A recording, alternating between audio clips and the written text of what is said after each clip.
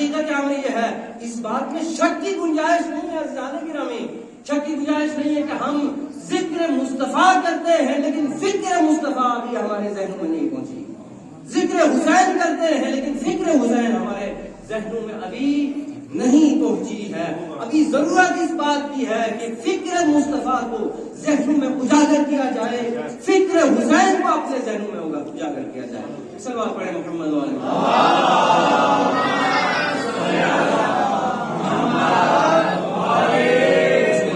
اللہ نے انسان کے لیے اتنے سارے انتظام کیے ہیں۔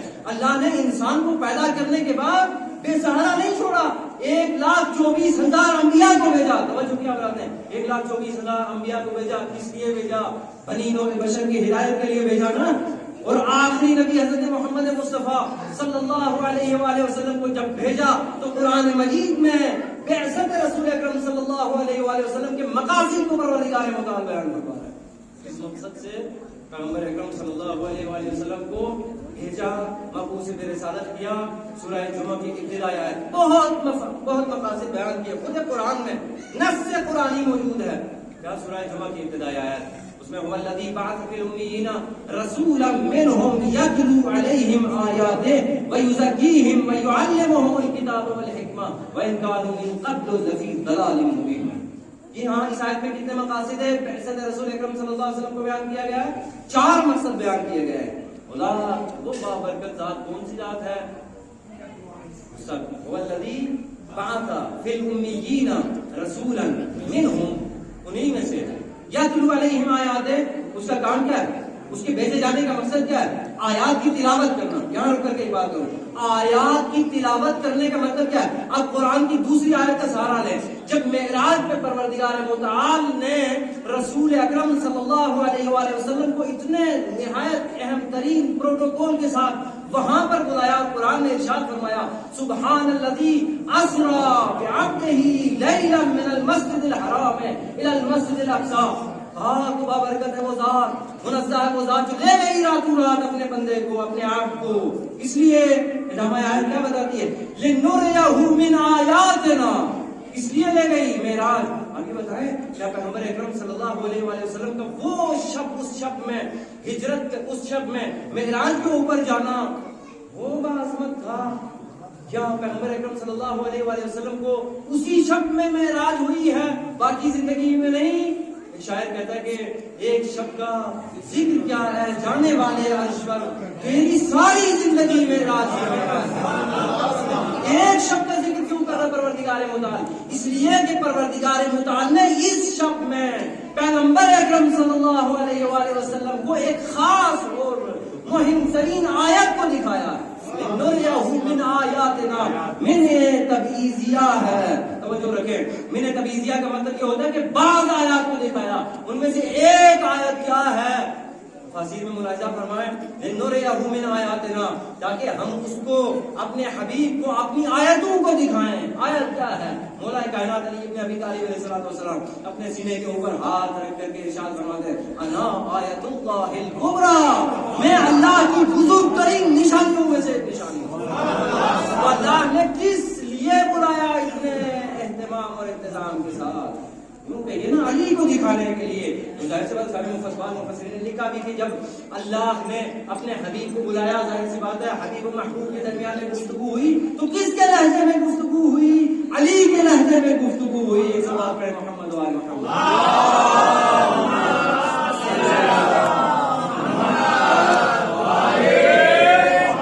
مقاصد اس آیت میں 4 بیان کیے، کیا؟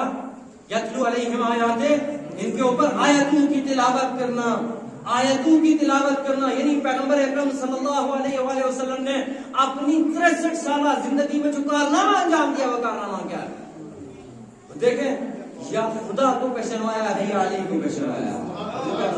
پیغمبر اکرم صلی اللہ علیہ وآلہ وسلم نے اپنی 63 سالہ زندگی میں یا خدا کو پہچانوایا، قولوا لا الہ الا اللہ تفلحوا، یا علی کی ذات کو پہچانوایا ہے۔ کیا بات ہے؟ غدیر کے میدان میں، غدیر کے مقام پر یا علی کو پہچانوایا ہے یا خدا کو پہچانوایا ہے۔ یا یتلو علیہم آیاتہ، کیا کیا 63 سالہ زندگی میں پیغمبر اکرم صلی اللہ علیہ وآلہ وسلم نے کیا کیا؟ یتلو علیہ، تلاوت کی، آیات کی ان کے اوپر۔ یتلو علیہم آیاتہ ویزکیہم، ان کے نفس کا تزکیہ کیا، ان کے نفس کے تزکیہ کرنے کی تعلیم تربیت دی، تزکیہ ہے نفوس، نفسوں کو بات کرو، یعلمہم الکتاب والحکمہ، اور انہیں کتاب اور حکمت کی تعلیم دینے کے لیے مبعوث برسالت کیا گیا ہے۔ توجہ کیا بات ہے، اس کے لیے کتاب اور حکمت کی تعلیم دینے کے لیے، یعنی اس کا مطلب یہ ہے کہ تعلیم وہ مہم چیز ہے کہ جس کو دوسری حدیث میں پیغمبر اکرم صلی اللہ علیہ وآلہ وسلم نے ارشاد فرمایا طلب العلم فریضۃ علی کل مسلم و مسلمہ، ہر مسلمان مرد اور عورت کے اوپر علم کا حصول کیا ہے، واجب ہے۔ لیکن آج کے زمانے میں ہم سماج میں نظر کریں تو علم سے ہر انسان کو دل تنگ نظر آتا ہے، کیوں؟ اس لیے کہ ہم نے علم کو نہیں پہچانا، ہم نے علم کا استعمال جہاں پر کیا وہاں نہیں کرنا، ہم نے علم کو روزی کمانے کا ذریعہ سمجھا ہے۔ علم حاصل کرو کس لیے؟ تاکہ ملازمت مل جائے، علم حاصل کرو کس لیے؟ تاکہ حکومت میں کوئی اچھا جاب مل جائے تمہیں، علم یہی ہے کتاب اور حکمہ۔ اور اس کے بعد آج کا بعض سادہ لوگ مسلمان یہ کہتے ہوئے نظر آتے ہیں کہ صاحب اگر علم حاصل کریں گے بھی تو کیا ہوگا، ظاہر سی بات ہے کہ حکومت ایسی ہے کہ جس میں اب مسلمانوں کا کوئی مستقبل نہیں ہے، توجہ کیا کرتے ہیں، اور میڈیا کے ذریعے سے یہ باتیں پہنچائی جاتی ہیں۔ یہ دشمن کی ایک پالیسی ہے عزیزان گرامی کہ جو مسلمانوں کے ذہنوں میں ایک بات ڈالی جاتی ہے، اب کیا کرو گے پڑھ کر کے، اب کیا کرو گے تعلیم حاصل کر کے، اب تمہارا کوئی مستقبل نہیں ہے۔ عزیزان گرامی یقین جانیں اگر مسلمان اپنی اہمیت کو سمجھ جائے تو مسلمان اس بات کو بھی سمجھ جائے گا کہ مستقبل اگر کسی کا ہے تو مسلمان، لیکن مسلمان کو اس کا مستقبل، باقی کس کا مستقبل ہے دنیا میں بتائیں مجھے؟ اصل دین اسلام کے علاوہ کوئی دین اسلام کے علاوہ کوئی دین لائق احترام اور لائق پرستش نظر نہیں آتا ہے۔ توجہ کیا بولتے ہیں، یہ سب دین اسلام کی طرف راغب ہوتے ہیں، لیکن وجہ کیا ہے؟ وجہ یہ ہے کہ جب مسلمانوں میں کیریکٹر دیتے ہیں تو اس کے بعد وہ دین سے متنفر ہوتے ہیں۔ لیکن سورہ النصر اذا جاء نصر اللہ والفتح ورأیت الناس يدخلون فی دین اللہ افواجا، جب نصر آ جائے گی، فتح نصرت کامیابی کا پرچم لے کر کے وہ آ جائے گا تو کیا ہوگا؟ رأیت الناس، تم دیکھو گے کہ لوگ گروہ در گروہ اسلام میں داخل ہو رہے ہیں۔ صلوات پڑھیں محمد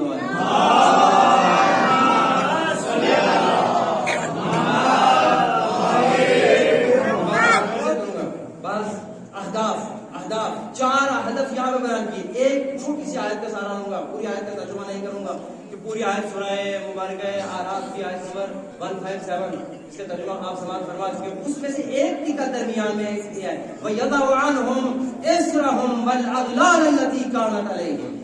پیغمبر اکرم صلی اللہ علیہ وسلم کیوں مبعوث برسالت کیا گیا ہے؟ تاکہ وہ کیا کرے؟ ان زنجیروں کو اٹھائے، ان زنجیروں کو اٹھائے، برطرف کریں، قید و بند کو دور کریں۔ یضع عنہم اسرہم والاغلال التي كانت علیہم، وہ زنجیریں جو ان کی گردنوں میں پڑی ہوئی ہیں۔ کون سی زنجیریں؟ دیکھا کسی نے کسی کی گردن میں زنجیریں پڑی ہوں؟ یہ تو اتنا سا مصداق مل جائے گا آپ کو، اتنا سے مصادیق بازو پہ گردن میں ہے، کبھی چھوٹے چھوٹے مصادیق ملیں گے، لیکن کبھی آپ نے دیکھا کہ اتنی زنجیریں کسی کی گردن میں پڑی ہوئی ہوں کہ آپ کو دیکھنے کے لائق نہ رہا ہو؟ یہ کون سی زنجیریں ہیں؟ یہ مادی زنجیریں ہیں، لوہے کی بنی ہوئی زنجیریں ہیں؟ نہیں۔ سورہ یاسین کی تلاوت کرتے ہیں، سورہ یاسین اٹھا کر اِنَّا جَعَلْنَا فِي أَعْنَاقِهِمْ أَغْلَالًا، ہم نے ان کی گردنوں میں زنجیریں ڈال دی ہیں۔ ختم اللہ علی قلوبہم وعلی سمعہم وعلی ابصارہم غشاوہ، تو اس کا نتیجہ یہ ہوتا ہے کہ انسان کے گلے میں وہ زنجیریں پڑ جاتی ہیں۔ توجہ کیا بولتے ہیں؟ اِنَّا جَعَلْنَا فِي أَعْنَاقِهِمْ أَغْلَالًا فَهِيَ إِلَى الْأَذْقَانِ فَهُمْ مُقْمَحُونَ۔ فَهِيَ إِلَى الْأَذْقَانِ فَهُمْ مُقْمَحُونَ کا مطلب کیا ہوا؟ فَهِيَ إِلَى کا معنی ہوتا ہے تک، توجہ کیا بولتے ہیں؟ اذقان یہاں تک پہنچ چکی ہے یہ زنجیریں، کہاں تک؟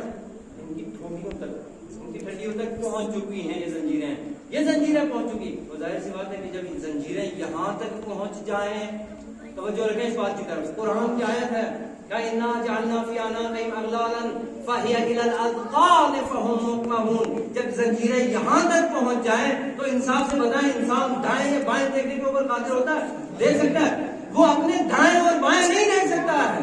اس کی نظر سیدھی اسٹریٹ فارورڈ ہے, آگے جو دیکھتا ہے آگے, اس کو آگے پیچھے دکھائی نہیں دیتا, اس کو دائیں دکھائی نہیں دیتا, اس کو بائیں دکھائی نہیں دیتا. اس کی سادہ مثال اگر آپ اپنی زندگی میں تلاش کرنا چاہیں تو دولہے کو دیکھا آج آہستہ آہستہ وہ رسم و رواج ختم ہو رہے ہیں. توجہ کیا کرتے ہیں, وہ رسم و رواج ختم ہو رہے ہیں. دلہے کے گلے میں ہار ڈالنے کا رسم, مجھے نہیں پتا یہاں پر بھی ہے یا نہیں, ڈالے جاتے ہیں نہیں, کتنے ڈالے جاتے ہیں؟ ظاہر سی بات ہے جتنی اس کی برادری ہوگی اتنے ہار اس کے گلے میں ڈالے جائیں گے. ڈالتے نہیں. جب ہار یہاں تک پہنچ جائیں تو کیا کنڈیشن ہوتی ہے؟ گردن کھڑی. اِنَّا جَعَلْنَا فِي أَعْنَاقِهِمْ أَغْلَالًا فَهِيَ إِلَى الْأَذْقَانِ فَهُمْ مُقْمَحُونَ. یہاں تک جب ہار پہنچ جاتے ہیں, جب ہار یہاں تک پہنچ جائے تو کیا نتیجہ ہوگا؟ ہار یہاں تک پہنچ جائیں گے آپ جو وہ ادھر مڑ کر کے نہیں دیکھے گا. سہارا دینے کے لیے دو دوست, ایک دائیں ایک بائیں, آگے دیکھے گا اور جھکتا بھی ہے, حتیٰ کہ جوتا سیدھا کرنے کے لیے بھی دوسرے کے محتاج ہے. ہوتا ہی نہیں, ہوتا ہے یا نہیں؟ اسی لیے دوست اسی لیے مشکل وقت پہ کام آئے.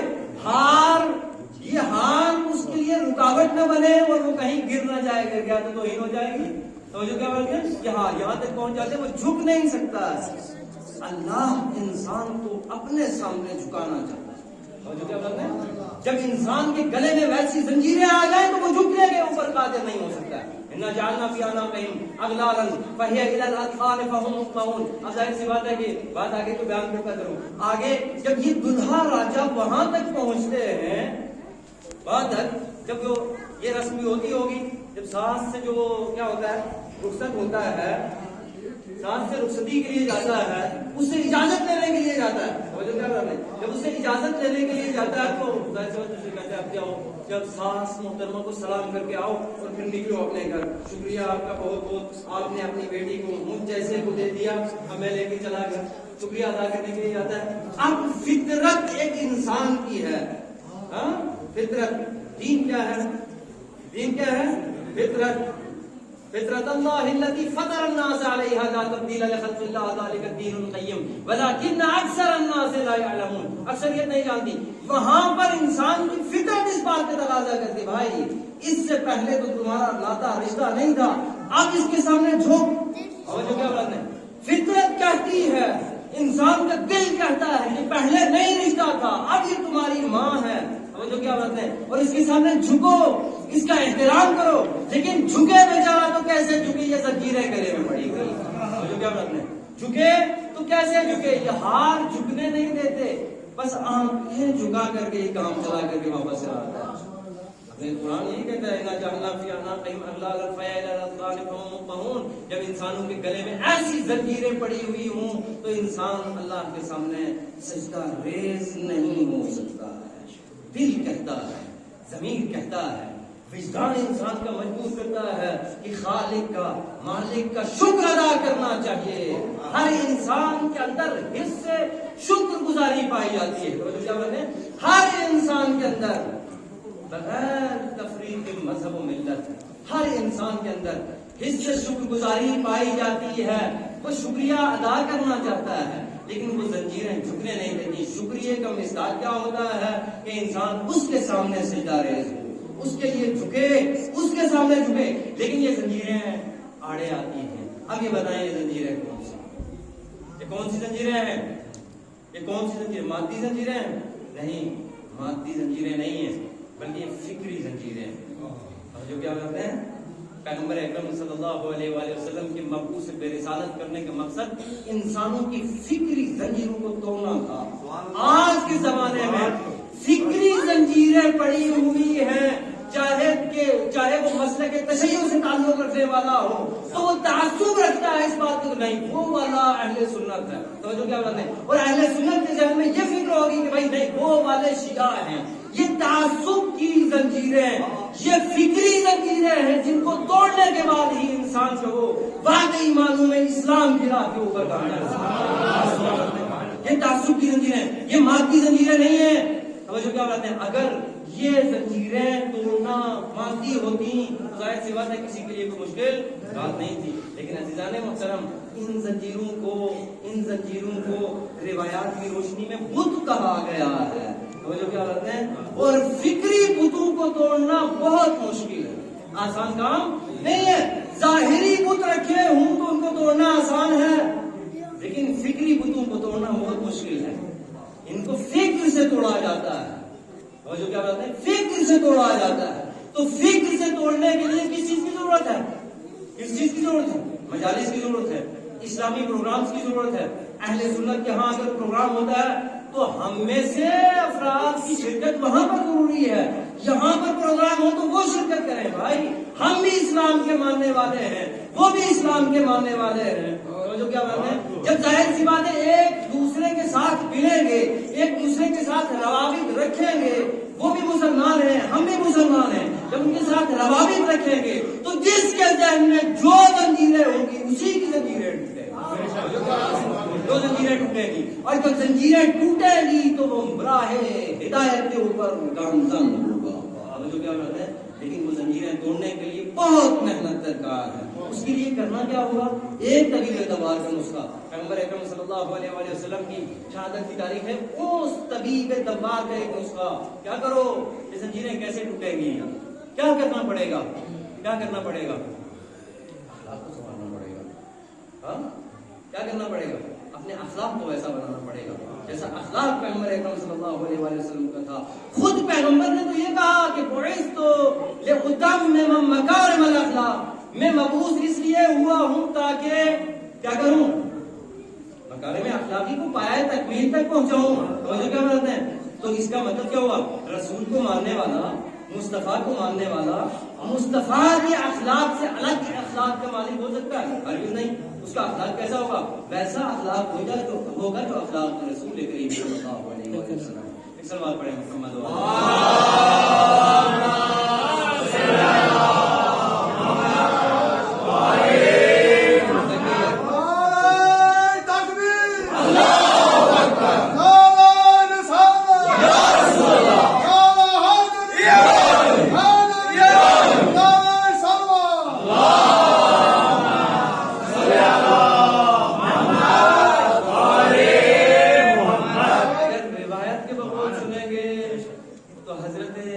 عائشہ رضی اللہ تعالی عنہ فرماتی ہیں کہ اگر پیغمبر اکرم صلی اللہ علیہ وآلہ وسلم کے اخلاق کو پڑھنا ہے تو کتابوں میں تلاش نہیں کرو, روایتوں میں تلاش نہیں کرو. خلقہ ہوا القرآن, اس کا اخلاق کیا ہے؟ ان کا اخلاق قرآن ہے. اگر ان کو الفاظ کی صورت میں دیکھنا چاہو گے تو مجسم قرآن ہے. اگر وجود میں دیکھو گے تو پیغمبر اکرم صلی اللہ علیہ وسلم. اگر خود زبان قرآن میں دیکھنا چاہو گے اخلاق کریمہ رسول اکرم صلی اللہ علیہ وسلم کیا تھا تو قرآن مجید ارشاد فرماتا ہے میرے حبیب لو كنت فظا غلیظ القلب لانفضوا من حولك. کیا میرے حبیب, میرے رسول, کیا اگر تم نرم مزاج نہ ہوتے, نرم خو نہ ہوتے, لانفضوا من حولك, تو یہ تمہارے گرد کبھی نہ آتے. تو جو کیا بات ہے, یہ تمہارے گرد کبھی نہ آتے, تمہارے پاس کبھی نہ آتے, تمہارے دین کو کبھی نہ اپناتے. تو عزیزان گرامی مجھے انصاف سے بتائیے کہ جس کا اخلاق پیغمبر جیسا نہیں ہوگا اس کے گرویدہ لوگ کیسے ہوں گے؟ نہیں ہو سکتے. جب اس کے پاس پہنچیں گے تو کیوں پہنچیں گے؟ اس کا اخلاق دیکھ کر کے پہنچیں گے. جب اخلاق کیسا ہوگا, جب پاس پہنچے گا, جب پاس بیٹھے گا, اس کے بعد فکری زنجیریں ٹوٹے گی اور اس راہ کے اوپر یہ وہ طلبات ہے, یہ غور کرنے کے لیے, فکر کے لیے ہے. تعصب کو ختم کرنا چاہیے. پیغمبر اکرم صلی اللہ علیہ وآلہ وسلم رحمت للعالمین ہے, اور مصطفیٰ کا ماننے والا وہ کسی کے لیے زحمت نہیں ہو سکتا. وہ رحمت للعالمین ہے. اگر حضرت محمد مصطفیٰ رحمت للعالمین سب کے لیے رحمت ہے تو مصطفی فکر کا مالک کسی کے لیے زحمت نہیں ہو سکتا. وہ اس کے لیے بھی باعث رحمت ہوگا, وہ اس کے لیے بھی باعث رحمت ہی ہوگا. اگر مصطفی ہیں, اگر حسینی ہیں, اگر عزادار ہیں, تو ظاہر سی بات ہے پہلے مرحلے میں ہمیں کیا کرنا پڑے گا؟ کیا کرنا پڑے گا؟ اپنے اخلاق کو سنوارنا پڑے گا. جب اخلاق سنور کر کے اس مقام پر پہنچ گیا تو مصداق بنے گی. کونوا دعاة الناس بغیر السنتکم، لوگوں تبلیغ کرو کس بات کی؟ بغیر اپنی زبان کے ذریعے سے نہیں، اپنے اخلاق کے ذریعے سے. زبان سے بار بار کہو گے کوئی تمہارے نزدیک نہیں آئے گا. جو کیا بولتے ہیں، زبان سے جتنی بار کہہ لو، بڑے سے بڑے عالم کو لا کر کے ممبر پہ بٹھا دو، کہتا رہے گا، کہنے کا اتنا اثر نہیں ہوگا. کر کے دکھاؤ، اپنا کے دکھاؤ، ویسا اخلاق جو رسول کریم صلی اللہ علیہ وآلہ وسلم کا اخلاق ہے تو یقین جانے سب گرد چکر کاٹے گا. لیکن شرط اس کے لیے یہی ہے، اگر قرآن نے کہا نا میرے حبیب اگر تم بھی نرم خو نہ ہوتے لانفضوا من حولک، یہ تمہارے پاس سے چلے گئے ہوتے. صلوات پڑھیں محمد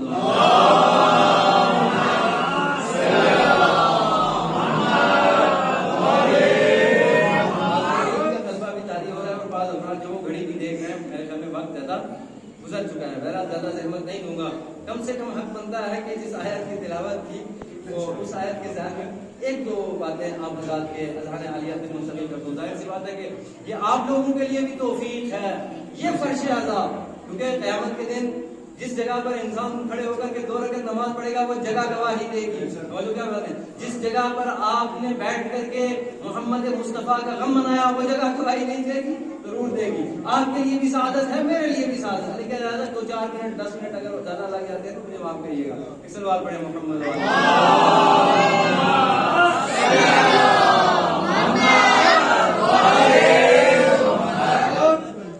مجید میں پروردگار متعال ارشاد فرماتا ہے لقد کان لکم فی رسول اللہ اسوۃ حسنہ. یہ لام تیسری بار یہ تکرار کر رہا ہوں، شاید پہلے بھی کر چکا. لام تحقیق کے لیے، یقین دہانی کے لیے، یقین کر لو، مان لو، جان لو، سن لو. لام تحقیق ہے، قد تحقیق ہے، کان تحقیق ہے، لکم یہ تمہارے فائدے کی بات ہے. 4 مرتبہ قرآن مجید میں پروردگار متعال اس بات کی طرف تمہیں یقین دہانی کرا رہا ہے. لقد کان لکم فی رسول اللہ اسوۃ حسنہ، اس رسول میں تمہارے لیے اسوہ حسنہ. یہ فی بھی ایک اپنے اندر معنی رکھتا ہے.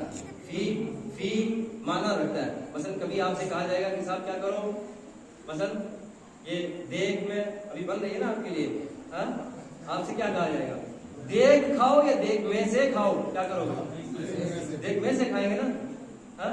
تو اللہ بھی اتنی سختی نہیں کرتا. یرید اللہ بکم اليسر ولا یرید بکم العسر. قرآن کہتا ہے وہ تمہیں سختیوں میں گرفتار نہیں کرنا چاہتا ہے. وہ یہ نہیں کہتا دیکھ کھاؤ، دیکھ میں سے کھاؤ، اتنا ضرورت ہے اتنا کھاؤ. وہ جو کیا بات ہے، یہ فی اس بات کا بیان کر رہا ہے کہ رسول کی ذات میں تمہارے لیے نمونہ ہے، حسنہ ہے، اسوہ حسنہ ہے. یعنی تم رسول جیسے نہیں بن سکتے. تم رسول جیسے نہیں بن سکتے. چاہو دنیا کہتی رہے ہم جیسا بشر، لیکن اس کے باوجود نہیں بن سکتے. اس جیسے نہیں بن سکتے، کم سے کم اپنی زندگی کے بعد شعبوں میں تو رسول جیسے ہو جاؤ. کی تفسیر ہے. انشاءاللہ پھر کبھی موقع ملا تو اس بات کے اوپر گفتگو کی جائے گی. لقد کان لکم فی رسول اللہ اسوۃ حسنہ اس کے لیے لمن کان یرجو اللہ والیوم الآخر وذکر اللہ کثیرا. 3 شرائط قرآن نے ذکر کیے. اور جو کیا بولتے ہیں، 3 شرائط قرآن نے ذکر کیے. اب ظاہر سی بات ہے کہ جو جس انسان کے اندر یہ صفات یعنی معاد کے اوپر اس کی نظر ہوگی، تو جو کیا بولتے ہیں معاد کے اوپر جس کی نظر ہوگی، جس کی دنیا کے اوپر بھی نظر ہوگی، آخرت کے اوپر بھی نظر ہوگی، دونوں جگہ اس کی نظر ہوگی. اس کے بعد ظاہر سی بات ہے معاد کے اوپر ایمان بھی ہوگا. اس شخص کے لیے کیا ہے، رسول اسوہ حسنہ ہے. ایک سلوات پڑھیں محمد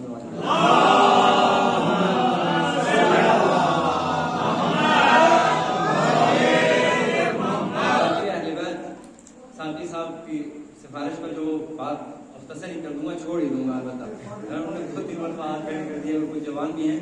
بہرحال اتنا عرض کرتا چلوں کہ اخلاق اپنانے کی ضرورت ہے. اسوہ ہے تو کس چیز میں، ہم سب کیا ہیں، ہم سب کیا ہیں، ہمارے اندر کوئی صفات، اچھی صفات، ہم میں سے ہر ایک کے اندر کوئی اچھی صفت ہوگی.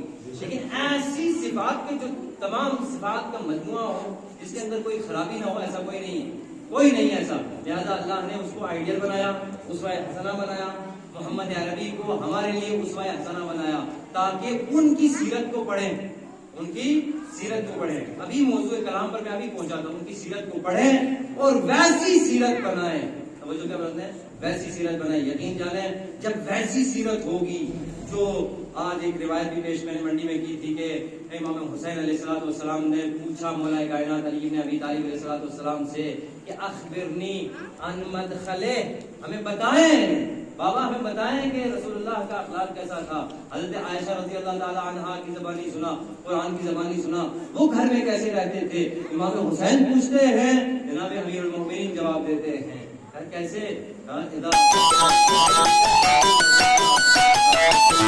ہوتے تھے تو اپنے اس وقت کو 3 حصوں میں تقسیم کرتے تھے. جزء للہ ہے، جزء لأہلہ، جزء لنفسہ. ایک جز اللہ کے لیے تسبیح، ذکر، نماز، قرآن، خدا کے لیے، تلاوت کے لیے، دونوں جو کیا بات ہے خدا کے لیے. جزء لأہلہ، اپنے گھر والوں کے لیے بھی ایک حصے کو مخصوص کرتے تھے. ظاہر سی بات ہے امام باقر کی حدیث بھی آپ نے سنی ہے کہ امام باقر علیہ السلام نے فرمایا کہ بنی اسرائیل کی عورتوں نے فساد کیوں برپا کیا؟ اس لیے برپا کیا کہ ان کے مردوں نے ان کا خیال نہیں رکھا. جو کیا بات ہے ان کے مردوں نے ان کا خیال نہیں رکھا. سیرت پیغمبر اکرم صلی اللہ علیہ وآلہ وسلم کے زاویے سے دیکھیں گے تو پیغمبر اکرم صلی اللہ علیہ وآلہ وسلم کے سامنے سے ایک شخص گزرتا ہے، حلیہ بگڑا ہوا ہے، حالت ٹھیک نہیں ہے. کہاں جا رہے ہو؟ پیغمبر نے پوچھا کہاں جا رہے؟ روایت ہے کہاں جا رہے ہو؟ یا رسول اللہ گھر جا رہا ہوں. گھر جا رہا ہوں. اس قیافے کو لے کر کے گھر جا رہے ہو؟ اس قیافے کو لے کر کے گھر جا رہے ہو؟ کیوں یا رسول اللہ میرا کام ہی ہے، مزدوری کرتا ہوں، جاب نہیں ہے، کام کرتا ہوں، خاک میں کپڑے خاکی ہو جاتے ہیں تو کوئی مسئلہ نہیں ہے اس حالت میں. تو پیغمبر اکرم صلی اللہ علیہ وسلم نے پوچھا الیس لک ثوب حسن، الیس لک ثوب حسن، کیا اس سے بہتر کوئی اچھا لباس تمہارے پاس نہیں ہے؟ اس سے اچھا لباس تمہارے پاس نہیں ہے؟ ہاں یا رسول اللہ کام پہ آتے ہیں، کوئی مسئلہ نہیں، کام پہ جب کام کرو وہ والا لباس پہنو، گھر جاؤ تیار ہو کر کے جاؤ. امام محمد باقر علیہ السلام سے بھی کسی نے کہا تھا بولا یا رسول اللہ بڑے سجے ہوئے نظر آتے ہیں، بڑا تیار ہو کر کے رہتے ہیں. امام نے کیا فرمایا اتسنع بہن، میں اپنی وجہ سے نہیں کسی کی وجہ سے آمادہ ہوتا ہوں، کسی کی وجہ سے اپنے آپ کو سجاتا ہوں. اور کیا بات ہے پیغمبر نے فرمایا جب یہ اس کو یہ کہا کہ الیس لک ثوب حسن، تمہارے پاس ثوب حسن نہیں ہے، اس سے بہتر کپڑا نہیں ہے. دوسرے دن دیکھا تو جب وہ ملا پیغمبر اکرم صلی اللہ علیہ وسلم سے تو دیکھا کہ ماشاءاللہ آج جو وہ جب کام سے واپس گھر جا رہا تھا تو ویسے والے کپڑے خاکی مٹی میں اٹے ہوئے کپڑے نہیں پہنے، صاف کپڑے تھے، چینج کر کے گھر جا رہا تھا. یا ہادا ضرب اللہ عنقک، پروردگار کے مطابق کیا کرے تجھے تیری گردن اڑا دے. ترجمہ لفظی اس کا کیا ہے یا ہادا ضرب اللہ عنقک، پروردگار تیری گردن اڑا دے. یہ پیغمبر کے جملے ہیں، حدیث کا متن ہے، پروردگار تیری گردن اڑا دیتا ہے. یا رسول اللہ یہ کیا ماجرا ہے، کیا ماجرا ہے؟ کل کہا تھا لیس لک ثوب حسن، آج ثوب حسن پہننے کی کوشش کی، آج نفرین کر رہے ہیں کہ نہیں.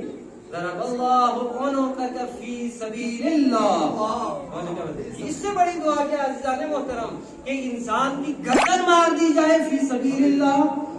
کیا بات ہے فی سبیل اللہ یعنی شہید ہو جاؤ تو کیا بات ہے.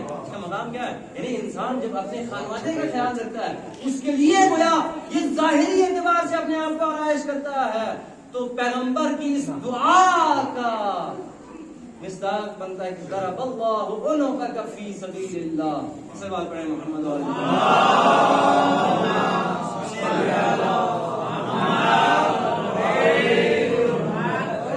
جو قیافہ بھی انسان کا قیافہ ہے نا، مسلمانوں والا قیافہ بھی ہونا چاہیے. پہلے مرحلے میں جو عزادار کی صفات آپ نے سنی ہے کہ بھائی عزادار کو کیسا ہونا چاہیے، خالی لباس نہیں بدلنا بلکہ کردار بھی بدلنا، یہ سب کی ضرورت ہے. یعنی صورت کے ساتھ ساتھ سیرت بدلنے کی ضرورت ہے. سب سے پہلا مرحلہ یہ ہے کہ انسان اپنی صورت کو بدلے، اپنی صورت عزادار جیسی صورت کرے، اپنی صورت مصطفیوں والوں جیسی صورت کرے، مصطفیٰ والوں جیسی مسلمانوں والی صورت کرے. توجہ کیا بات ہے وہ مصطفیٰ انسان کی صورت کو کیسے دیکھنا چاہتے ہیں، کیسی ہو صورت ان کی، ہم متوجہ ہیں، بہتر جانتے ہیں، اس کی طرف اشارہ کرنا مقصود نہیں. بہرحال ایک شخص پیغمبر اکرم صلی اللہ علیہ وآلہ وسلم کے حضور حاضر ہوتا ہے اور کیا ہوتا ہے داڑھی رکھی ہوئی تھی، داڑھی تھی، توجہ کیا بات ہے داڑھی تھی، یعنی کہ نہیں تھی، داڑھی تھی. پیغمبر اکرم صلی اللہ علیہ وسلم نے خوشی کے انداز میں کہا نور، یہ کیا ہے ہمارے چہرے پر کیا ہے؟ نور، داڑھی کیا ہے؟ نور کو تراشا نہیں جاتا نا، جب نور ہے تو اس کو تراشا نہیں جاتا، نور کی حفاظت کی جاتی ہے. اے نور، نور. آپ دیکھا پھر کچھ روایات کی روشنی میں پتہ ہے آپ کو سب کو پتہ ہے کہ مثلا کیا کرنا چاہیے، رنگ لگانا چاہیے، مرد کے لیے مستحب ہے کہ خضاب لگائے، کس رنگ کا ہو، لال لگاتے ہیں کچھ مشین سے، کچھ کالا لگاتے ہیں. یعنی اس دور میں کیا کیا ایک شخص نے جو وہ لال لگا گیا نور و اسلام، اور جو کیا بولتے ہیں کیا ہے نور بھی ہے، کیا چیز ظاہر، صرف ظاہر کو دیکھ کر کے کہا نور، یہ نور ہے. اسلام، یہ کیا ہے اسلام کی نشانی ہے. اور جو کیا بولتے ہیں اسلام میں ہے نا داڑھی ہے نا، اسلام میں ہے. تو جو کیا بولتے ہیں کم سے کم اس بات کا خیال تو رکھیں کہ اسلام میں ہے. اس بات پڑھے محمد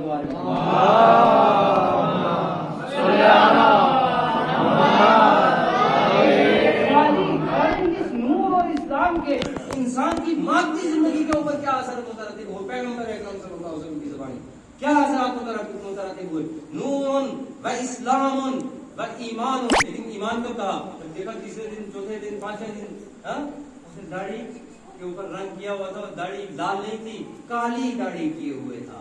اور جو کیا تھا کالی تھی تو پیغمبر اکرم صلی اللہ علیہ وسلم نے فرمایا نور و اسلام و ایمان و محبت لنسائکم و رحبت لعدوکم. 5 اثر مترتب ہوئے، 5 اثر. سب سے پہلا کیا ہے؟ نور ہے، اسلام ہے، محبت للنسائکم، تمہاری عورتوں کے لیے باعث محبت ہے، تم سے محبت کریں گی اس بات سے کہ داڑھی تمہاری ابھی کالی ہے. توجہ کیا بات ہے. اور اس کے بعد رحبت لعدوکم، دشمن دیکھ کر کے تمہارے اوپر سوار نہیں ہوگا، دشمن بھی تم سے خوف کھائے گا. ابھی جوان ایسے ٹکر لینے کا نہیں. اس بات پڑھے محمد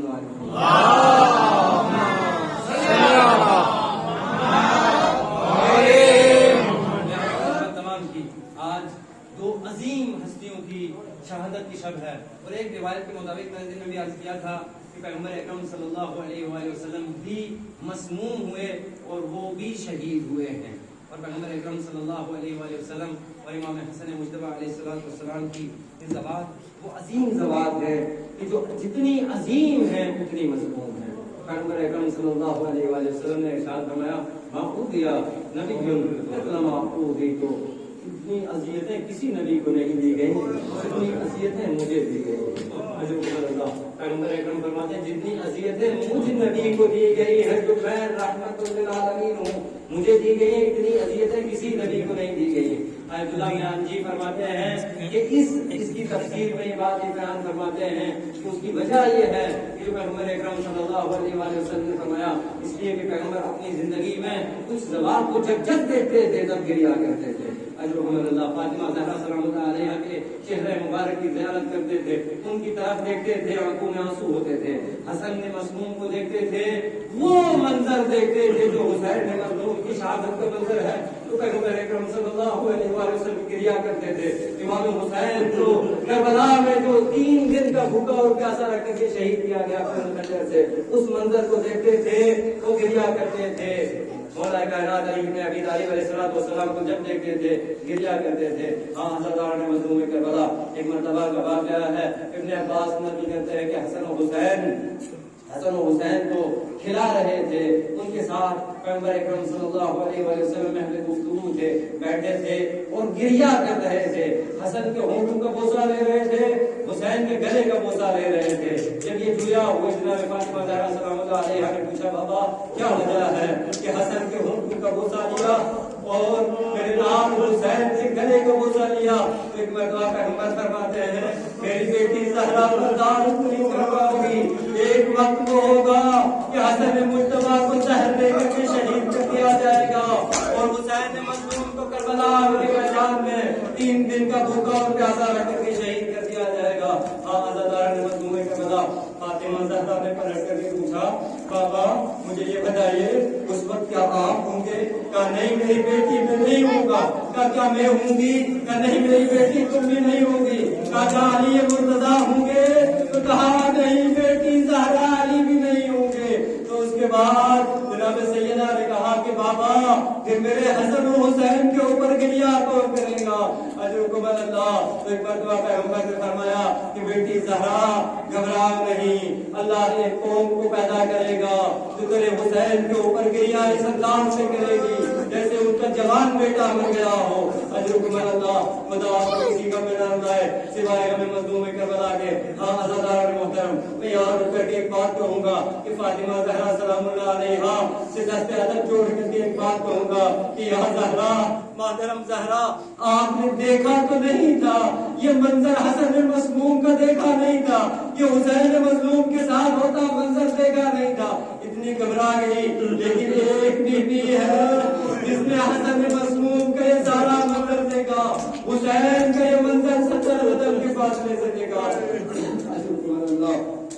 مظلوم کربلا ایک روایت بتاتی ہے کہ جناب فاطمہ زہرا سلام اللہ علیہا کی بیٹی لخت جگر جناب زینب 70 قدم کے فاصلے سے دیکھ رہی تھی حسین کا سوکھا گلا ہے، شمر کا خنجر ہے۔ اللہ آزادارو، امام حسن مجتبی علیہ السلام کے مسائل کے چند جملے اور آدمی سے میں تمام کر دینا چاہتا ہوں، اس لیے کہ یہ حسن مسموم کی شہادت واقعہ ایک انوکھی شہادت ہے۔ یہ وہ مظلوم امام ہے کہ جس کا جنازہ کیسے 2 بار رخصت ہوا ہے۔ ایک مرتبہ کیسے جنازہ اٹھایا گیا، تابوت میں رکھا گیا۔ روایت کہتی ہے کہ امام حسن مجتبی کی بہت زیادہ تمنا تھی کہ میں نانا کے پہلو میں دفن ہو جاؤں، اجرکم اللہ، لیکن جیسے امام حسن کا تابوت جنازہ لے کر کے چلے ہیں، اشقیاء انہوں نے تیر اندازی جو کی ہے تو امام حسن مجتبی علیہ السلام کے جس میں اقدس میں وہ تیر پیوست ہو گئے۔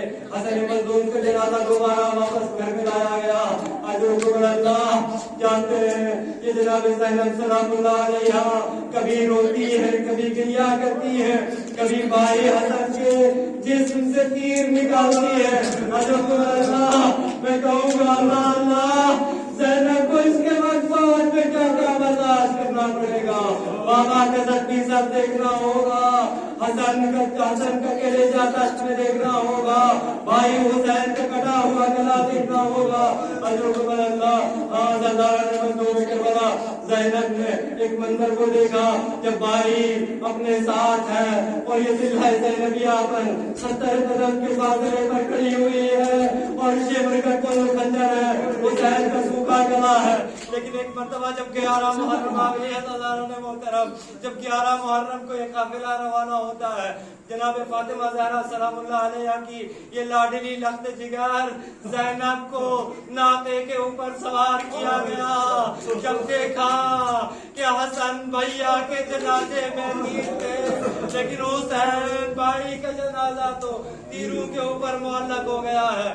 اجرکم اللہ، میں کہتا ہوں کہ بھائی کے جسد سے، یہ میرا جملہ میں کہتا ہوں کہ بھائی کے جسد سے آواز آئی ہوگی، بہن زینب تم نے بھیا حسن کے جسم سے تیر نکالے تھے، کیا میرے بدن سے تیر نہیں نکالو گی؟